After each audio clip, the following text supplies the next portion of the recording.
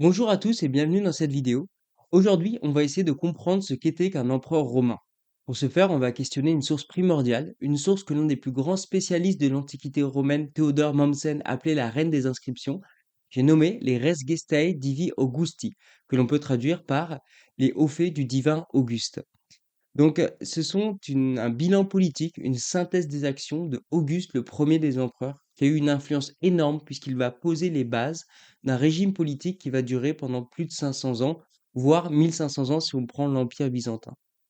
L'influence d'Auguste se ressent encore aujourd'hui puisque notre mois d'août vient de son prénom, tout comme le mois de juillet vient du prénom Jules César, qui était son père adoptif. Alors, avant de rentrer dans le détail et d'expliquer ce que c'est que ces res gestae, je veux qu'on revienne un petit peu sur l'image de l'empereur romain.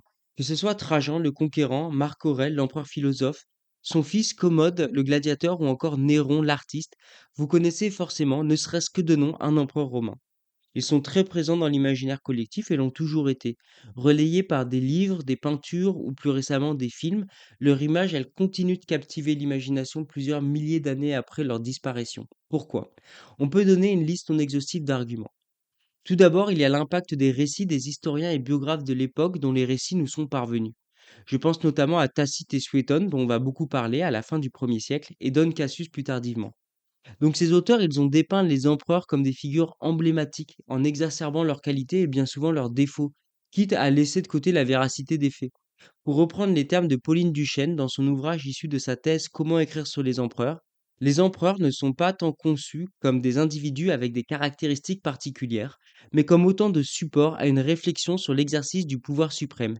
D'une certaine façon, ces hommes ne sont pas des hommes, ce sont des idées. Et ce sont ces idées qui restent gravées dans les mémoires et qui arrivent à traverser les âges. Je vais prendre un exemple. Néron est l'idée même du tyran, et l'épisode où il met le feu à Rome et que séduit par les flammes, il se met à chanter est resté gravé dans les mémoires. Et vous le connaissez sûrement, bien qu'il soit complètement faux puisque Néron n'était pas à Rome au début de l'incendie. Mais Suétone relate cet événement car il veut que Néron devienne la personnification du tyran. Et c'est cette personnification, qui est quasiment mythologique, qui arrive à traverser les âges. La présence de l'empereur et de l'empire dans l'imaginaire collectif peut aussi s'expliquer par l'héritage qu'il a laissé. L'héritage culturel, évidemment, donc architectural, linguistique, artistique et aussi juridique, par exemple. Enfin, et c'est sur ce point que nous allons nous attarder, les empereurs romains peuvent fasciner par la grandeur et l'opulence de leur règne. Pendant 500 ans, de moins 27 avant Jésus-Christ à 476, ils ont été les souverains d'un empire de 5 millions de kilomètres carrés, aujourd'hui partagé entre 30 nations. Ils ont exercé un pouvoir militaire, civique et religieux quasiment absolu. Alors depuis le début de cette vidéo, je vous parle du mot empereur, mais d'où est-ce qu'il vient? Empereur est tiré du latin imperator, qui était un titre honorifique donné par le Sénat à un général victorieux qui pouvait alors célébrer un triomphe à Rome. C'était du coup pendant la période républicaine, la période avant l'Empire. Plus tard, les empereurs auront le privilège d'en faire leur prénom. Mais les contemporains utilisaient le mot princeps pour désigner leur souverain, qui donnera le mot prince en français. C'est un titre honorifique qui signifie le premier des citoyens. C'est pour ça, dans cette vidéo, on parlera des fois de prince pour désigner empereur et des fois on parlera de principat pour désigner l'empire. Alors là, vous vous demandez sûrement ce que ça peut faire qu'on parle d'empereur ou de prince.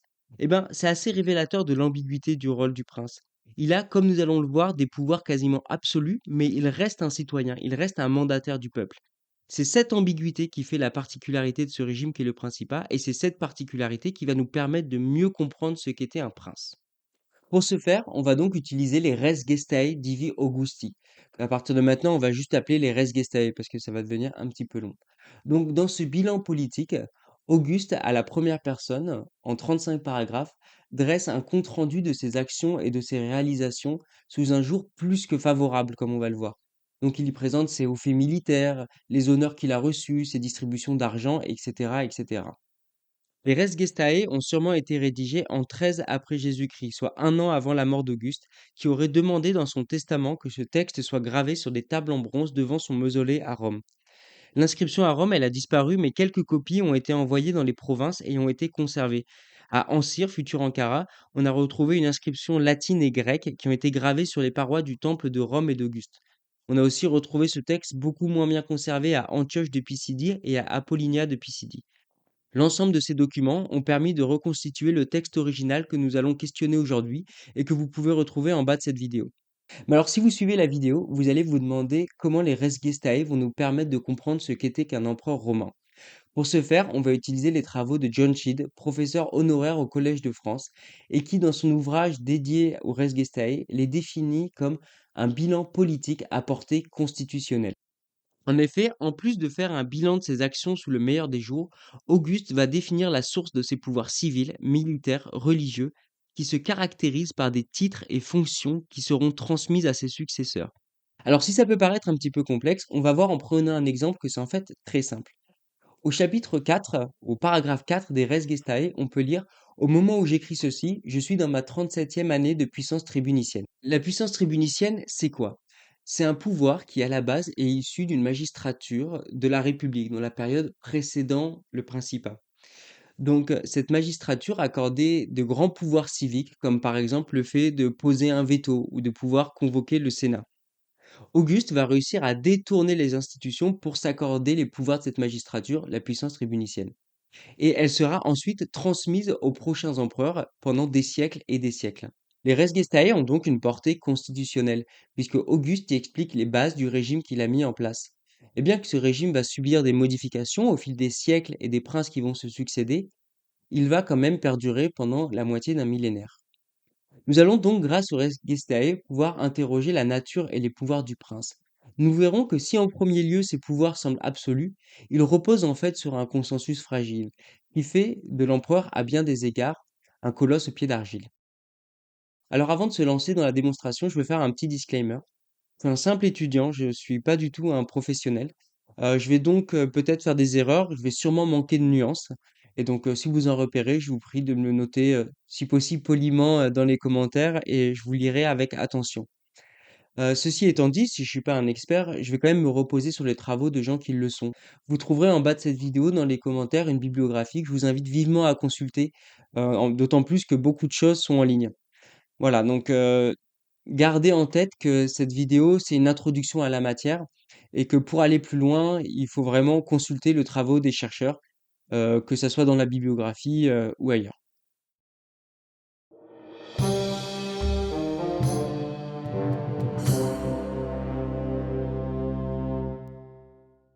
Le pouvoir de l'empereur romain va reposer en grande partie sur des fonctions qui existaient déjà pendant la République romaine, comme on l'a vu avec la puissance tribunicienne, par exemple. On va donc devoir comprendre comment fonctionnait cette république pour pouvoir comprendre quel était le pouvoir du prince. À noter que nous sommes dans cette première partie dans une démarche de contextualisation. La République romaine, c'est plus de 500 ans d'histoire, enfin c'est quasiment 500 ans d'histoire qu'on va résumer en 10 minutes, donc on va faire des très très gros raccourcis et je m'en excuse d'avance. Rome est selon la légende fondée en moins 753 par Romulus. Elle est ensuite dirigée par des rois plus ou moins légendaires jusqu'en moins 509, où le dernier roi, Tarquin le Superbe, qui n'avait apparemment de superbe que le nom, et chassé de la ville suite à une révolte aristocratique. C'est à partir de cet événement que va progressivement se mettre en place la République romaine. Alors, la République romaine, c'est quoi? Il faut qu'on fasse un petit point étymologique. Le mot république, comme on l'entend aujourd'hui, est tiré du latin res publica, et les deux n'ont pas la même signification. En effet, la res publica, c'est pas un régime politique, c'est un terme qui va désigner l'État ou la chose commune. La nuance est importante, puisque certains auteurs vont parler de res publica pour la période monarchique, la période qui nous intéresse, ou plus tard, la période impériale. Dans cette vidéo, et communément, quand on parle de république, on parle du régime politique et de la période qui s'étend de moins 509 à moins 27 avant l'ère commune. Bref, à la suite de l'expulsion du dernier roi de Rome, la cité va entreprendre une progressive conquête de la péninsule italienne qu'elle achèvera vers moins 250 avant l'ère commune. Va s'ouvrir ensuite une période d'expansion plus rapide, donc j'aurai pas le temps de tout détailler ici, je vais vous mettre une carte. Ce qu'il faut retenir, c'est qu'à la fin de la République, Rome contrôle quasiment tous les territoires autour de la Méditerranée. Les raisons qui expliquent ces succès sont nombreuses, et de manière non exhaustive, on peut parler de l'efficacité de l'armée, d'une politique d'assimilation des cultures, d'une gestion efficace des ressources, mais aussi, et c'est ce qui va nous intéresser, d'un régime politique efficace, la République. Du moins, c'est ce qu'avance Polybe dans son œuvre majeure, Les Histoires. Polybe est né en Grèce en début du IIe siècle avant l'ère commune, et c'est l'un des plus grands historiens antiques. Selon lui, le succès de Rome viendrait en partie de son régime politique, qui serait une constitution mixte, alliant démocratie, aristocratie et monarchie. Alors, ce régime politique, comment fonctionne-t-il? Je vous précise qu'on va avoir ici une version très simplifiée. En réalité, c'était très complexe et évidemment, sur plusieurs siècles, le fonctionnement de la République va évoluer. Mais dans les grandes lignes. Alors tout d'abord, on a les citoyens mâles adultes qui sont rassemblés dans des assemblées que l'on appelle comices. Ils vont voter les lois et élire les magistrats. C'est pour Polybe la tendance démocratique de la République. On a ensuite les magistrats qui sont des fonctionnaires publics élus le plus souvent pour 1 an et de manière collégiale, c'est-à-dire qu'ils sont toujours plus de deux. Ils occupaient divers postes au sein de la République et ils exerçaient des responsabilités variées couvrant des domaines exécutifs, judiciaires et administratifs. On peut nommer plusieurs magistratures. Les censeurs, qui étaient responsables du recensement des citoyens et du registre des personnes admises au Sénat, et les deux magistratures les plus importantes, car dotées d'un impérium, c'est-à-dire d'un pouvoir de commandement civil et militaire. Les prêteurs, qui traitaient les affaires juridiques, et tout au sommet, les consuls, qui exerçaient le pouvoir exécutif et militaire le plus élevé. Ils présidaient le Sénat et pouvaient diriger les armées romaines. Ce sont ces derniers magistrats très puissants qui sont la facette monarchique de la République selon Polybe. Les derniers magistrats dont nous devons parler sont les tribuns de la plèbe. Ils sont issus de la plèbe, donc que l'on oppose aux patriciens qui sont la noblesse, et ils sont dotés de la puissance tribunicienne dont nous avons parlé en introduction, et qui accordait aux tribuns un grand pouvoir civil censé défendre les intérêts des plébéiens. Et enfin le Sénat, formé par les magistrats sortis de charge. Cette assemblée de 300 au début de la République et 1000 à la fin avait un pouvoir énorme.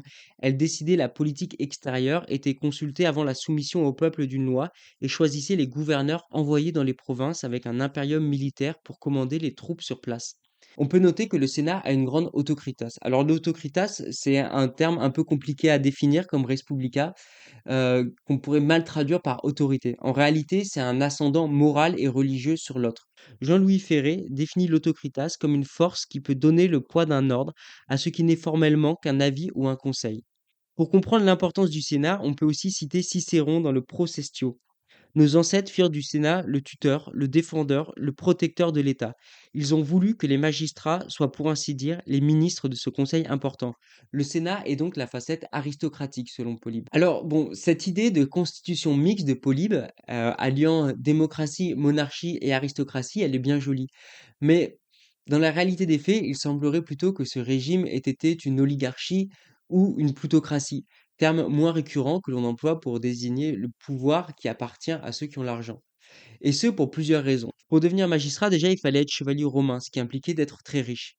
Et puis, en réalité, c'est seulement quelques familles nobles qui se partageaient la charge de consul. Les gens qui venaient pas de grandes familles et qui étaient consuls, on les appelait les homo nuebus. Désolé pour mon latin, ça veut dire les hommes nouveaux et ils sont très très rares. Les plus connus sont par exemple Cicéron ou Marius, il me semble. Et le dernier point, c'est que je vous ai dit que les citoyens étaient, rassemblés dans des assemblées qu'on appelait comices, mais c'était fait de manière très inégale en fonction de leur richesse. Ce qui faisait que les riches comptaient beaucoup plus que les autres. Et quand bien même c'était pas le cas, c'est pas parce que le peuple vote de temps en temps pour quelques représentants qui décident d'absolument tout qu'on peut vraiment parler d'une démocratie. Nous avons donc vu dans les grandes lignes le fonctionnement de la République romaine et son expansion qui attendra son paroxysme au dernier siècle avant notre ère.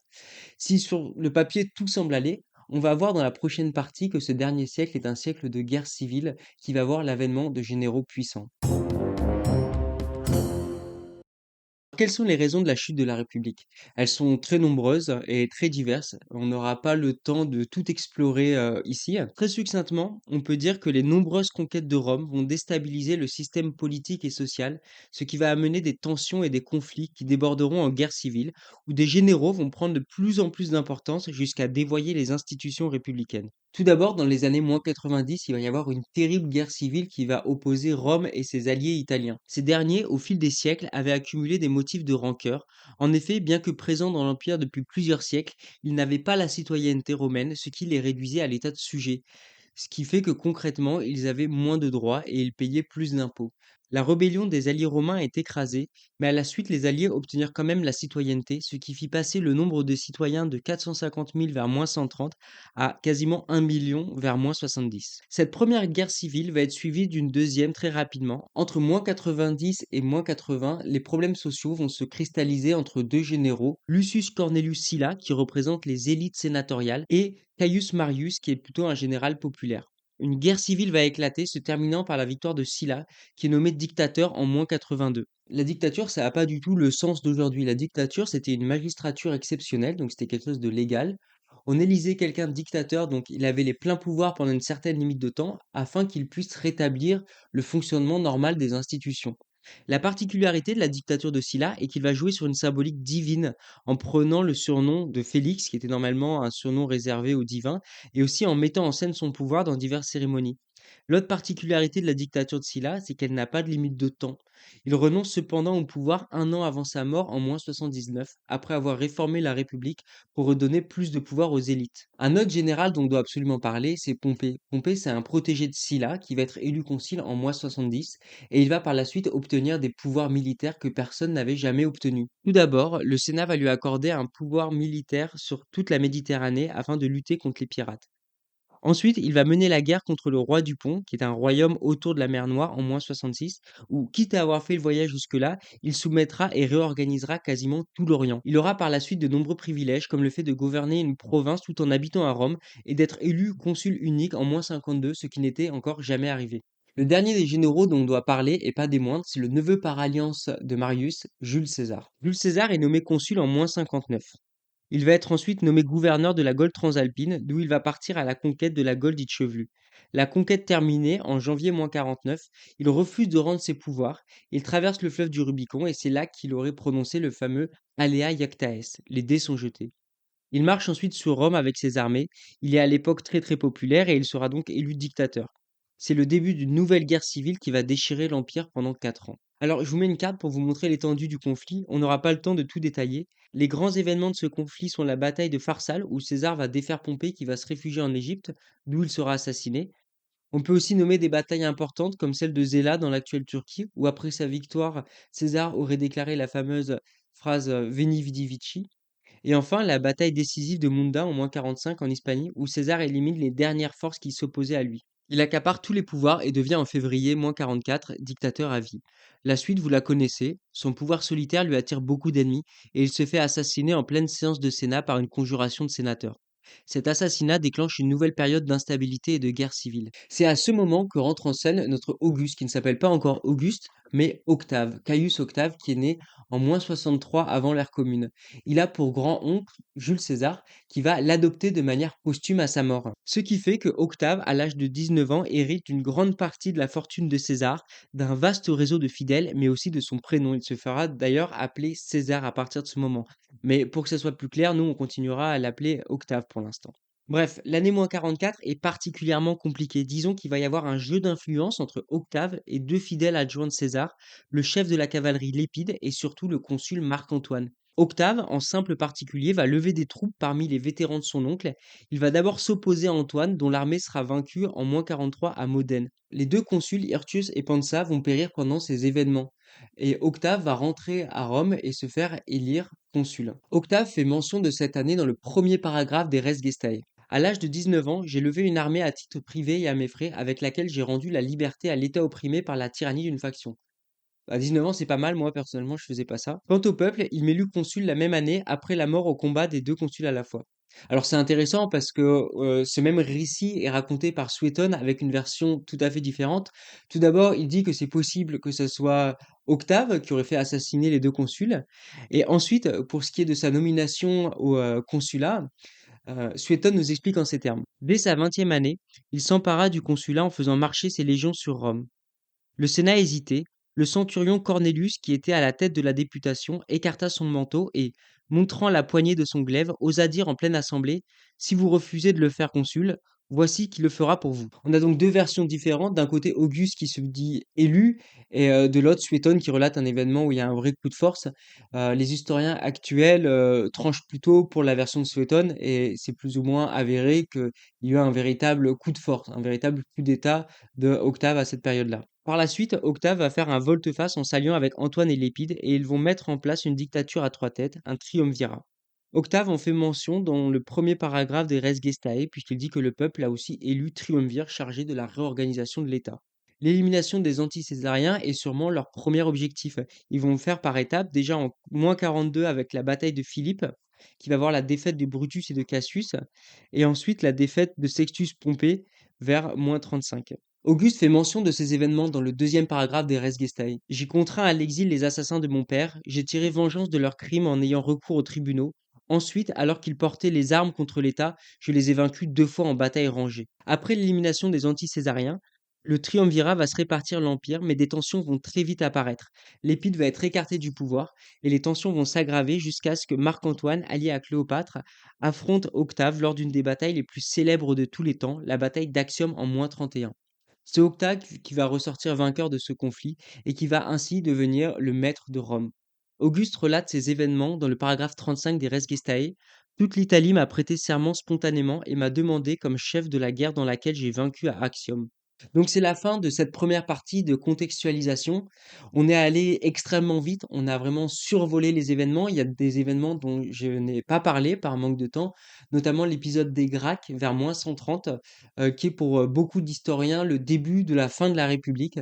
Je vous invite à aller vous renseigner sur cet événement qui est très important. Ce qui est important de retenir dans cette première partie, c'est que d'une part, suite aux différents conflits, les généraux ont obtenu de plus en plus de pouvoir de manière légale, c'est-à-dire qu'ils ont détourné les institutions pour s'accorder ces pouvoirs.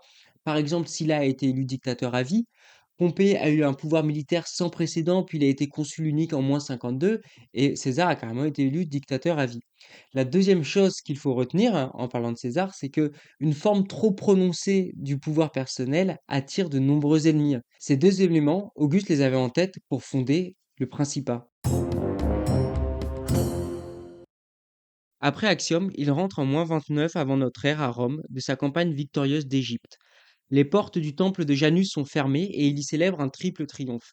Les 60 légions romaines lui ont prêté fidélité, il est acclamé par le peuple et craint par le Sénat, bref, il est le maître incontesté. Et c'est là que va apparaître son génie politique. En effet, il choisit d'apparaître comme le libérateur du peuple et de présenter le nouvel État qu'il met en place sous la forme d'une respublica restituta. Concrètement, il va par une série de réformes redonner du pouvoir aux anciennes institutions. Il va en premier lieu abolir le triumvirat, la dictature à trois têtes dont il a coupé les deux autres, et il va aussi rétablir le fonctionnement normal des institutions. C'est notamment le retour des comices qui avaient été complètement éclipsés, qui vont l'élire consul avec son plus proche fidèle Agrippa. Et surtout, le 13 janvier -27, Auguste va remettre au Sénat la charge du gouvernement des provinces et donc des armées qui sont stationnées sur ces provinces. C'est en fait une mise en scène du refus du pouvoir, car le Sénat est trop affaibli, il est trop dépendant d'Auguste, et il est dans la crainte d'une nouvelle guerre civile. Le Sénat va donc seulement accepter l'ensemble des provinces pacifiées. Celles qui ne le sont pas encore, celles qui sont menacées par des peuples ennemis, donc celles où il y a des militaires dessus, celles où il y a des légions, vont rester dans les mains d'Auguste, ce qui fait qu'en fait Auguste garde le pouvoir militaire. C'est à ce moment-là qu'on lui remet le titre honorifique d'Auguste et qu'il devient le princeps senatus, le premier des sénateurs. C'est la date qui est retenue par les historiens pour marquer le début du Principat. À la suite du chapitre 34 des Res Gestae, on peut lire: Depuis lors, je l'ai emporté sur tous en autocritas, mais je n'ai pas eu plus de pouvoir que tous ceux qui furent mes collègues dans chaque magistrature. C'est en partie cette dernière phrase qui fait dire à Théodore Mommsen que le Principat est une diarchie, c'est-à-dire que le pouvoir est partagé entre Auguste et le Sénat. Cette théorie est battue en brèche par les historiens plus modernes parce que, comme on va le voir, Auguste va petit à petit contrôler tous les pouvoirs.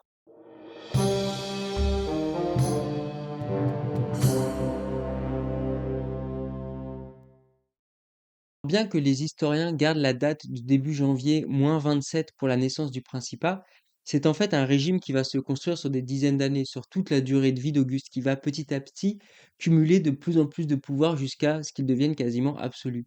Ces pouvoirs seront ensuite transmis à son successeur, qui transmettra à son successeur, etc. pendant quasiment 500 ans. En analysant les res gestae, on peut diviser les pouvoirs d'Auguste en trois différentes catégories: les pouvoirs civils, les pouvoirs militaires et les pouvoirs religieux. On peut lire au paragraphe 8 des Res Gestae: j'ai établi par trois fois la liste des sénateurs. Auguste a utilisé les pouvoirs de censeur qui permettent de dresser la liste des gens acceptés ou non du Sénat. C'est un pouvoir assez fort puisque ça permet d'exclure des opposants. Suétone nous raconte: Auguste, au moyen de 2 élections, ramena ce corps à son ancien nombre, il parle du Sénat, et lui rendit son ancien éclat. La première fut abandonnée au choix des sénateurs, l'homme choisissait l'homme. La seconde fut faite par lui-même et par Agrippa.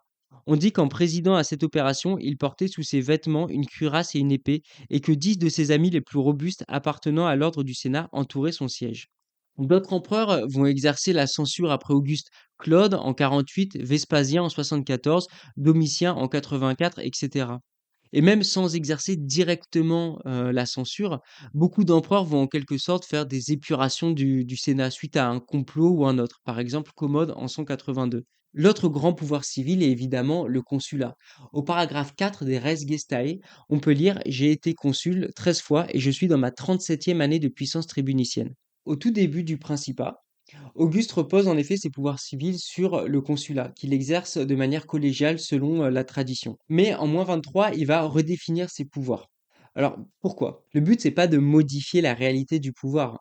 C'est en fait pour Auguste de redonner à la noblesse cette place vacante de consulat qui est le sommet de la carrière des honneurs. Donc Auguste rend le consulat, mais il parvient à se faire conférer la puissance tribunicienne en échange. Et cela même si Auguste est de rang patricien, ce qui théoriquement l'empêche d'être élu tribun de la plèbe. La puissance tribunicienne impliquait des pouvoirs et des privilèges considérables. On en a vu certains dans notre introduction. On peut nommer la sacrosancticas, c'est la sacro-sainteté, qui fait de celui qui la détient une personne sacrée et physiquement inviolable. Bon, le Sénat avait déjà accordé à Auguste ce privilège en -36. L'intertio, c'est un droit de veto qui lui permet de s'opposer à une action ou à une décision d'un autre magistrat.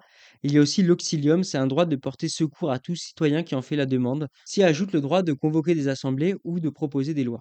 Tacite, à propos de la puissance tribunicienne, écrira: Tel fut le terme que pour le rang suprême choisit Auguste, désireux, sans prendre le nom de roi ou de dictateur, de dominer toutefois par quelques titres tous les autres pouvoirs. Cette puissance tribunicienne, elle est renouvelée chaque année, mais c'est fait de manière automatique. Elle sera transmise ensuite de prince en prince et elle va rester pendant tout le Principat le fondement du pouvoir civil de l'empereur. L'autre type de pouvoir sur lesquels vont se reposer les empereurs est bien évidemment le pouvoir militaire.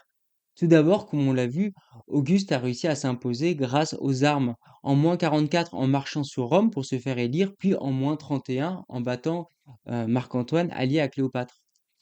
Ce genre d'événements vont se reproduire maintes fois au cours du Principat. Vespasien, Septime Sévère, Dioclétien ou même Constantin Ier seront des usurpateurs qui vont en quelque sorte réussir à s'emparer du pouvoir par la force et qui seront ensuite légitimés empereurs par le Sénat qui n'aura pas vraiment le choix. Celui qui contrôle les armées contrôle le pouvoir, ce qui fait que le Principat est à bien des égards un régime militaire. Comme on l'a vu, Auguste, le 13 janvier -27, va garder quasiment la totalité du pouvoir militaire, puisqu'il garde les provinces qui ne sont pas encore pacifiées, celles sur lesquelles des légions sont stationnées. Il va mettre à la tête de ces provinces des légats qu'il choisira, et comme ils sont sous ses commandements, il récupérera les lauriers en quelque sorte. L'importance des hauts faits militaires se font ressentir dans les Res Gestae, puisque Auguste fait allusion à ses succès dans 12 paragraphes. Dans les premiers que nous avons déjà vus, où il fait allusion de la période avant le Principat, mais aussi dans les paragraphes 25 à 33. De manière non exhaustive, il y parle des zones qu'il a selon lui pacifiées, en Gaule, en Espagne, en Germanie. Des conquêtes, il est allé plus loin qu'aucun Romain n'a été, en Éthiopie, en Arabie, mais aussi en Égypte. Et enfin, il y parle de son activité diplomatique. Par exemple, dans le paragraphe 33, les nations des Parthes et des Médès ont reçu de moi des rois. Le dernier point dont il faut qu'on parle, c'est la représentation militaire de l'empereur. L'empereur choisit souvent d'apparaître sous une allure guerrière. On pense évidemment à la statue d'Auguste de Prima Porta, où il est en armure. Cette représentation guerrière, elle va jusqu'au nom, puisque les princes auront le privilège d'ajouter le titre impérator à leur nom. Et cette dimension guerrière, elle va s'accentuer de plus en plus, notamment au IIIe siècle, où à la suite des difficultés sur les frontières, les princes seront de plus en plus des soldats et certains ne mettront même pas les pieds à Rome. Alors, le nom complet de Auguste, c'est Imperator Caesar Divi Filius Augustus. Alors bon, c'est un peu à rallonge, mais à ce stade de la vidéo, on a quasiment l'explication de tous ces prénoms. Donc, Auguste, titre honorifique donné par le Sénat en -27. Imperator, dans la même période, le Sénat lui accorde le droit d'ajouter ce titre à son prénom. Il y a aussi César, du coup, nom qui est hérité de son père. Et la seule chose qui nous manque, c'est Divi Filius, qui veut dire fille du divin. À la mort de César, ce dernier va être divinisé. Que le prince soit divinisé va devenir une pratique très récurrente. Auguste le sera aussi. Il y a donc une ambiguïté. Les empereurs, ils ne pouvaient pas se permettre d'être assimilés directement, trop directement aux dieux, mais d'un côté, ils ne pouvaient pas se permettre d'être inférieurs aux autres souverains qui, eux, l'étaient. Et c'est un peu une parade très ingénieuse qu'a trouvé Auguste, puisqu'il n'est pas directement divin, mais son père César l'est.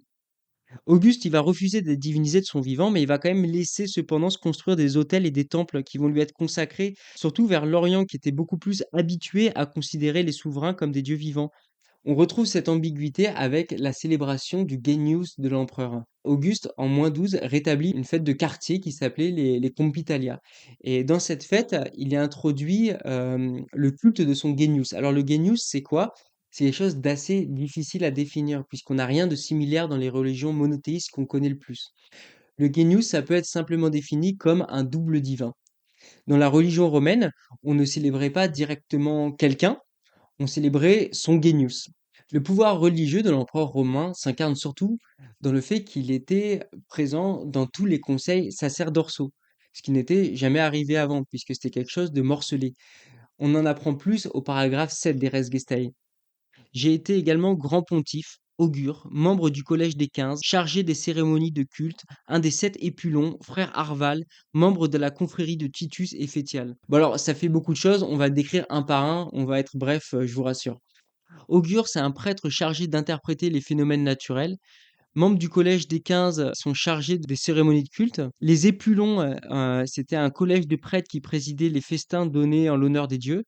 Et les frères Arval, c'était un corps de prêtres qui pratiquaient des sacrifices annuels. Mais surtout, il a été grand pontife. C'est la charge la plus élevée en prestige et en obligation au sein de la religion romaine. Ce titre de grand pontife sera transmis d'empereur en empereur, et ce, même après que l'Empire soit devenu chrétien. En effet, le dernier empereur à avoir détenu le titre de grand pontife est Gratien en 382 après Jésus-Christ, soit quasiment 50 ans, 60 ans après que l'Empire soit devenu chrétien. D'ailleurs, le fait que l'Empire devienne chrétien ne réduit pas du tout l'implication religieuse de l'empereur, bien au contraire.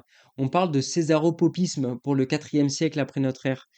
On peut définir comme un régime dans lequel les fonctions spirituelles du pape, chef de l'Église, sont absorbées par un chef d'État absolu, un César. Alors, c'est une notion à nuancer parce que les empereurs chrétiens, ils n'auront pas un pouvoir religieux absolu. Mais si le terme existe, c'est que voilà, il y avait quand même une forte implication des empereurs chrétiens dans la religion. On a vu les pouvoirs civils, on a vu les pouvoirs militaires et on a vu les pouvoirs religieux.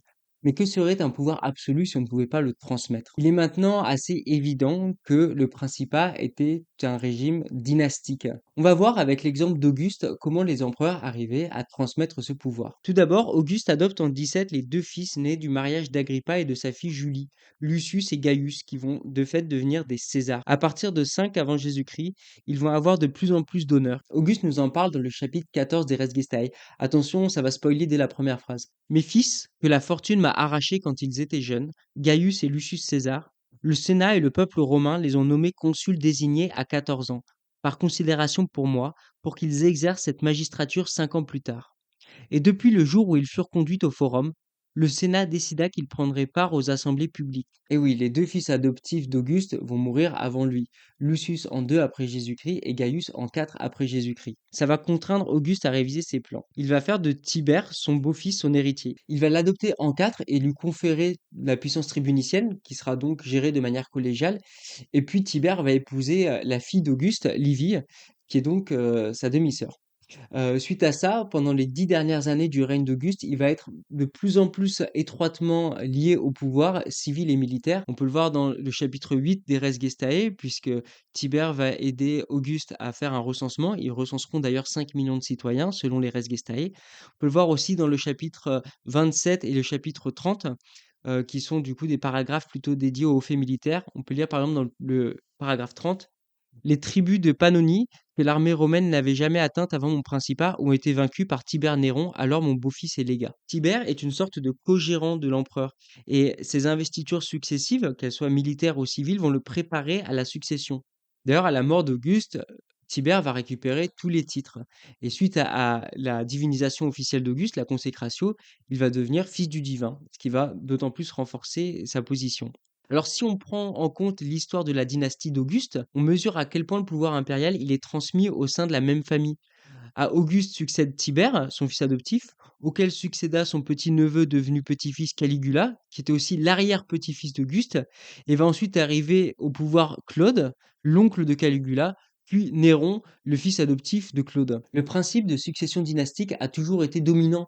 On l'a vu avec les Julio-Claudiens, mais c'est aussi vrai avec les Flaviens, puis avec les Antonins et pendant toute la durée du Principat, que ce soit par voie héréditaire ou par l'adoption.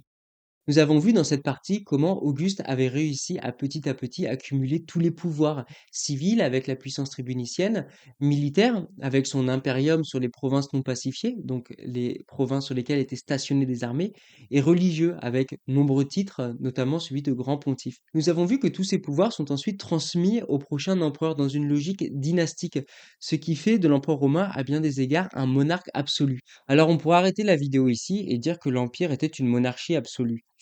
Mais ça serait faux, ou du moins c'est à nuancer énormément. En effet, comme on va le voir dans la dernière partie de cette vidéo, il y a une notion dont on n'a pas parlé et qui a été beaucoup étudiée par des historiens comme Paul Veyne ou Egon Flegg, qui est la notion de consensus.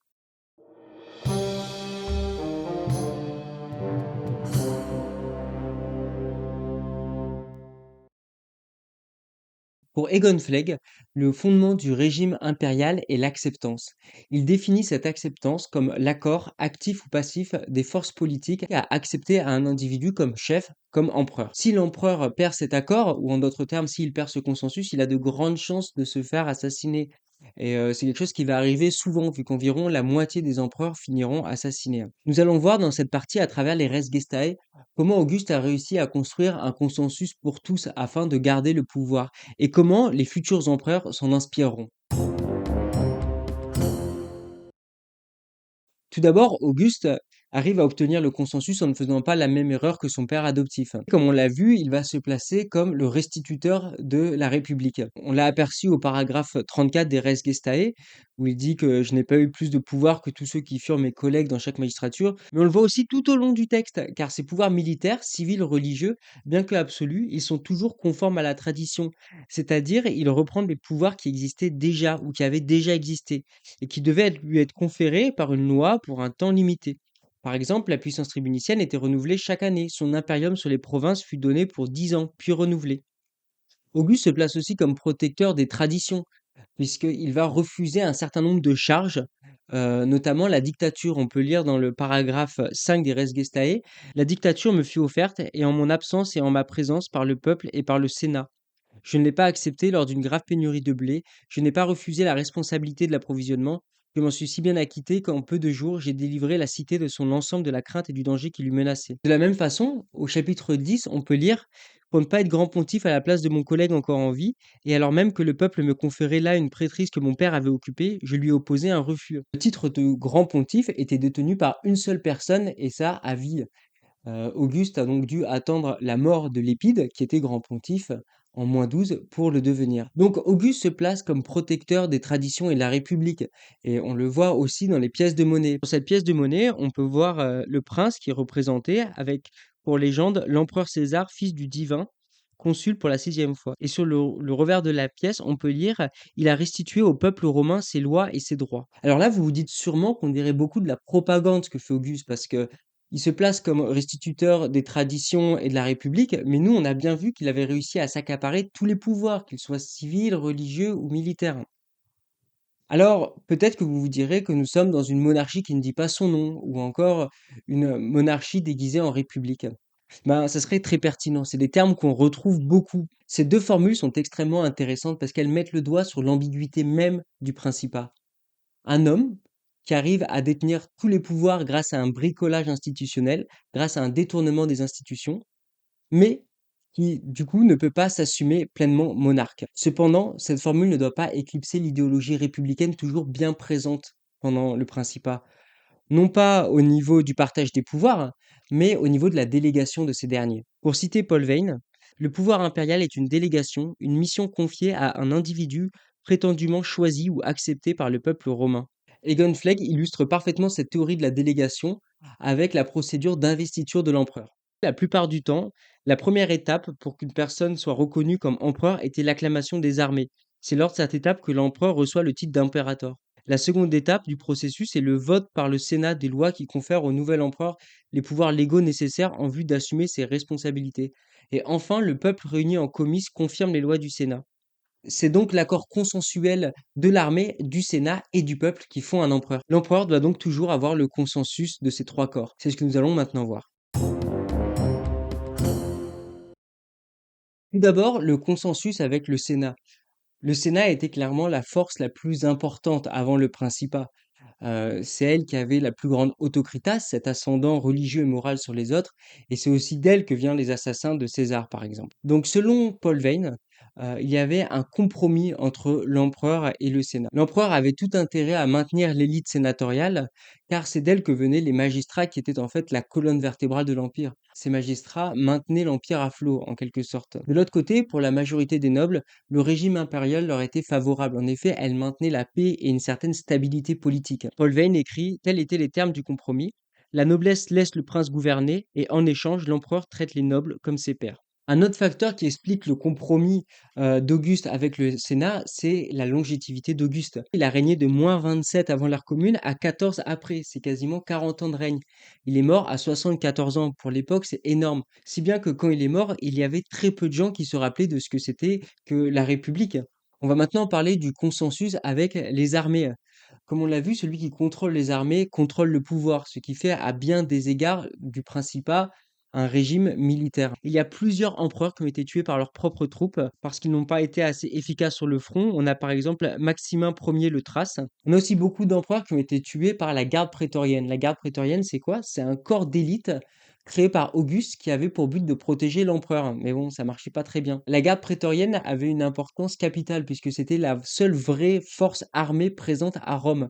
Et beaucoup d'empereurs ont été assassinés par elle et aussi beaucoup d'empereurs ont été mis sur le trône par elle. On a par exemple en 37 Caligula qui monte sur le trône avec le préfet du prétoire, c'est-à-dire le chef de la garde prétorienne. Et ce même Caligula, en 41, il va se faire assassiner aussi par la garde prétorienne, qui vont emmener son oncle Claude au trône. Commode, lui, fut victime d'une conspiration dirigée par son préfet du prétoire en 192.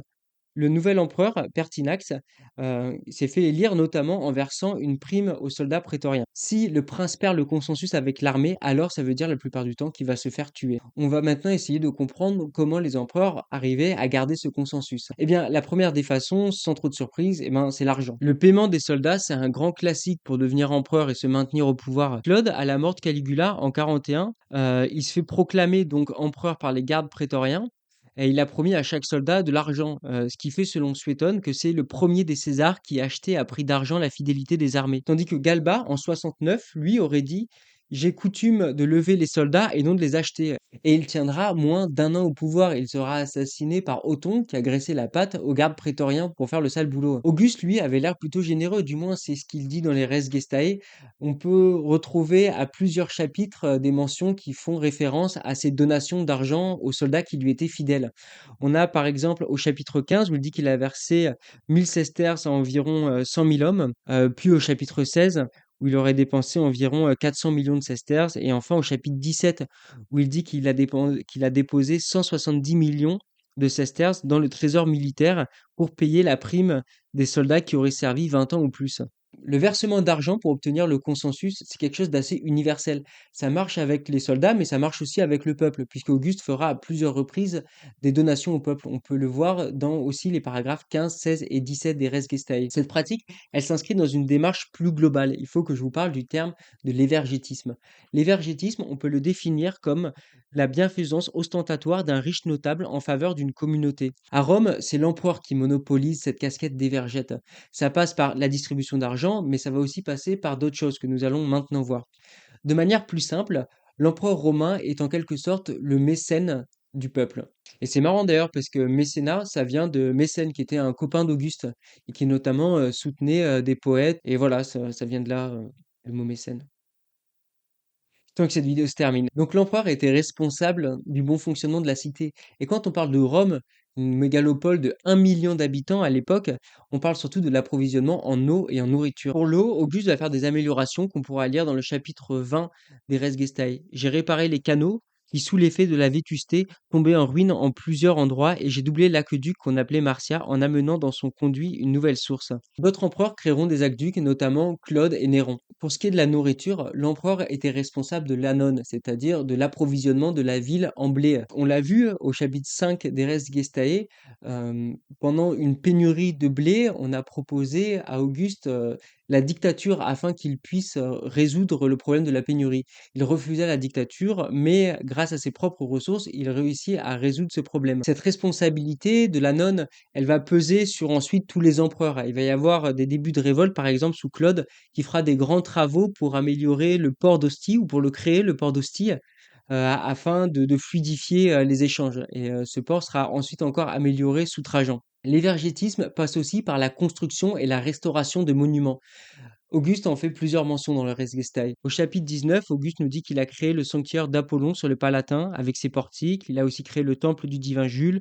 Au chapitre 20, on voit qu'il a restauré le Capitole et le théâtre de Pompée. Et enfin, au chapitre 21, il dit qu'il a construit sur terrain privé le temple de Mars Vengeur et le forum Auguste. Cette pratique de construction et de restauration des monuments, elle va être ensuite poursuivie par d'autres empereurs. Je pense bien sûr au Colisée chez les Flaviens et aussi au Circus Maximus qui sera sans cesse agrandi et dont la taille atteindra son apogée sous Trajan. Enfin, et c'est le dernier point, c'est l'organisation des jeux et des spectacles. On peut lire au chapitre 22 des Res Gestae que Auguste a organisé des spectacles de gladiateurs, mais aussi des spectacles de combat naval par exemple. Plus tard, on a des empereurs comme Néron et Commode qui vont carrément se montrer sur scène, ce qui montre bien l'importance qu'avaient les spectacles aux yeux des Romains et des empereurs.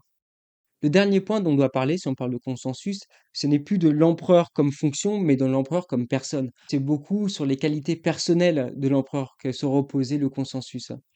Auguste fait énormément mention de ses qualités personnelles dans les Res Gestae et ça ne va vraiment pas vous surprendre. Ses quatre vertus cardinales sont son courage, sa clémence, sa justice et enfin sa piété. Pour ce qui est de son courage, donc de sa vaillance guerrière, elle est caractérisée par de nombreux paragraphes où il parle de ses conquêtes militaires et de ses triomphes. La deuxième vertu, la justice, elle est aussi très présente dans les Res Gestae puisque Auguste dit être soumis aux lois, que tout ce qu'il fait est conforme aux lois et à la justice. Pour ce qui est de la clémence, elle est évoquée par exemple au chapitre 3 des Res Gestae. J'ai accordé le pardon à tous les citoyens qui me le demandaient, les peuples étrangers auxquels on pouvait pardonner sans danger, j'ai préféré les maintenir que les anéantir. Et enfin, la dernière vertu, c'est la piété, elle est aussi très très présente dans tous les Res Gestae.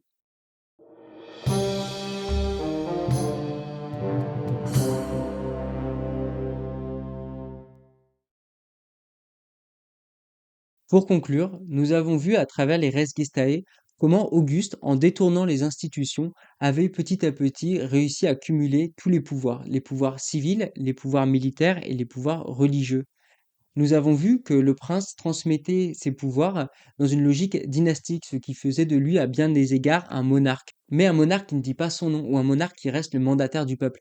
Car comme nous l'avons vu, pour se maintenir au pouvoir, l'empereur avait besoin du consensus du Sénat, de l'armée et des citoyens romains. Consensus qu'il obtenait en se faisant passer comme protecteur des traditions et de la République, mais aussi grâce à ses succès militaires, à ses distributions d'argent aux soldats et aux citoyens, qui rentrait dans une démarche plus grande d'évergétisme, avec l'apport de la ville de Rome en eau et en nourriture, mais aussi avec la construction de monuments et l'organisation de spectacles grandioses.